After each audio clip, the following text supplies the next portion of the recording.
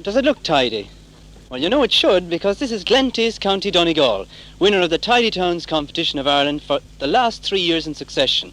In fact, since the competition started in 1958, Glenties has reigned supreme over all the other towns and villages of Ireland.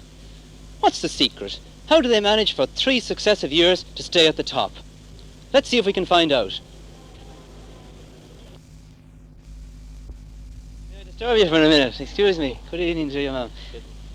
I wanted to find out a bit about this tidy town.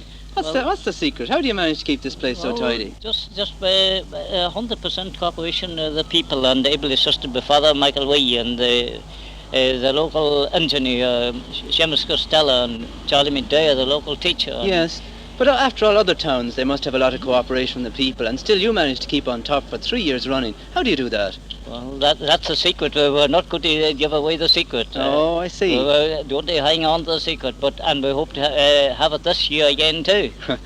Well, do you not get a bit fed up now and again with being tidy? Would you not feel sometimes that you'd like to throw a cigarette butt down on the street or a packet or something like that? Well, when it's thrown down the street, it doesn't belong to us, picked up again. The children or someone always picks it up again. We seldom see any litter about the streets at all, and if they do be a few about, it's soon put onto the waste paper basket. Do you collect papers every day? No. You don't? Do you collect them? And where do you put them? She does not. She's really couldn't. Is she? Where do you put the papers when you collect them? In the letter basket. In the letter basket? In with all the letters? In with all the letters? No. What basket do you put it into? Oh, the baskets for the litter, is it? Where are they? Up the town. Oh, yes, there's one over there. Good evening, guards. Good evening, Father. We're trying to find out about this tidy town. Do you think it's made much difference to the people here since they won the tidy town competition?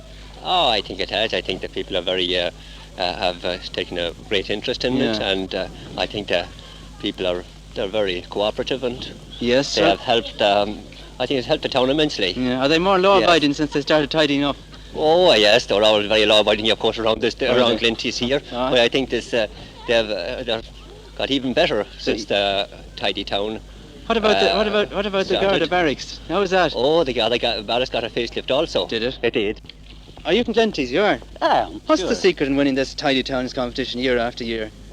Looking after it, right? Looking after it? Yes. Well, do you not think other towns look after their places as well as this? Well, I suppose they do, but I think we have a clergyman here who is responsible for practically the whole thing, and he looks after it well. And it's he who drives you to it, is it? He drives, and he leads, and we and you follow him. We follow.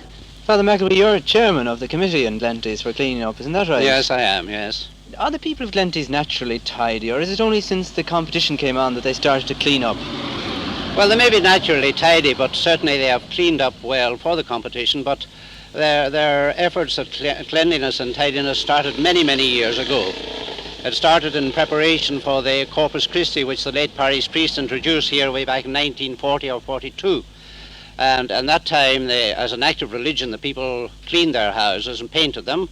And from that date, I think you can sort of trace the cleanliness and tidiness of Glenties that has brought the prize for the last 3 years. But other towns have Corpus Christi processions too, and they clean up for them. How did you manage to do so specially?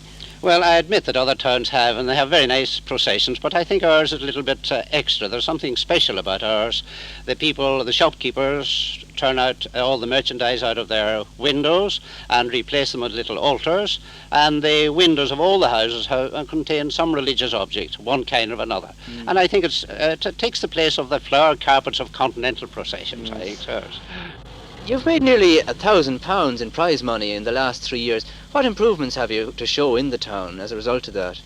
Well, of course, it has got to be spent in providing something that will attract and appeal to tourists. And we have the first £300 was spent in the construction of a miniature park at the bottom of the town with seats and shrubs and a path through it. And then this year we have provided a lily pond and fountain and spray, which is on every day during the month of August. Yes. And then we have also encouraged or urged the county council to do certain other jobs, like the providing of steps or terrace steps leading up to a higher part of the town, which have added considerably to the appearance of the town. Yes. Do you preach tidiness? Well, I have on occasions preached it, and I'll try to illustrate it by pointing out the tidiness of the Holy Family in Nazareth. I'm sure despite all the shavings that St. Joseph made in his work, the place was generally kept tidy, and you can't imagine Our Blessed Lady being anything else but tidy. And I put that before them, and I've asked them to emulate the Holy Family in that way, as I hope they're emulating her in the other way. Are they a race apart, this people of the tidiest town in Ireland? Because, you know, it must be a rather constricting experience to have to live up to a reputation for tidiness. Most of us, after all, are not exactly born with that virtue. From the tidiest town in Ireland, good night.